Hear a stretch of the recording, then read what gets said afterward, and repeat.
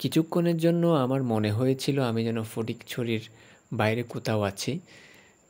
সন্ধ্যার টাইম একটু একটু অন্ধকার হয়ে যাচ্ছে, খুবই সুন্দর লাগতেছে।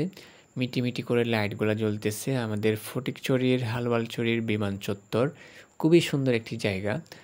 আমাদের ফটিকছড়ির মানুষের জন্য এখন অন্যতম পর্যটন স্পট এই জায়গাটা। চারদিকে সবুজে শ্যামলে ভরা, খুবই সুন্দর লাগছে, দেখতেই পাচ্ছেন। তো এইখানে রয়েছে দুই পাশে দুইটা বসার জন্য খুব সুন্দর সুন্দর জায়গা। তো এখানে সবাই আসে, বসে ছবি তুলে। দেখতে পাচ্ছেন ফুল গাছগুলা খুবই সুন্দরভাবে এখানে পরিপাটি করে রেখেছেন। তো এই পাশে দেখা যাচ্ছে কিছু ফুলের গাছ। এই ফুলের গাছগুলোর নাম হচ্ছে আপনার চাইনিজ ভায়োলেট। খুবই সুন্দর ফুল হয়। এখানে ডোরাকাটা একটা আছে আর একটা সবুজ আছে। এগুলো অবশ্যই রক্ষণাবেক্ষণের জন্য এখানে মানুষ রয়েছে, তারা সবসময় এগুলা পরিপাটি করেন, রক্ষণাবেক্ষণ করেন।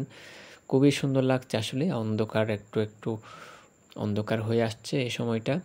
তো যে ঘরটা দেখতে পাচ্ছেন এটা হচ্ছে আমাদের ফটিকছড়ির যারা ইয়ং জেনারেশন আছে তাদের জন্য খুবই গুরুত্বপূর্ণ একটা স্পট হয়ে দাঁড়িয়েছে। এখানে সবাই ছবি তোলে, ভিডিও বানায়, বিশেষ করে তাদের ফেসবুক, ইনস্টাগ্রাম এবং টিকটকের জন্য।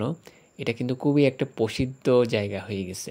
তো আমি যতটুকু দেখলাম এখানে ঘরগুলো এখনও সম্পূর্ণ হয় নাই, আরও অবশিষ্ট কিছু কাজ বাকি রয়েছে।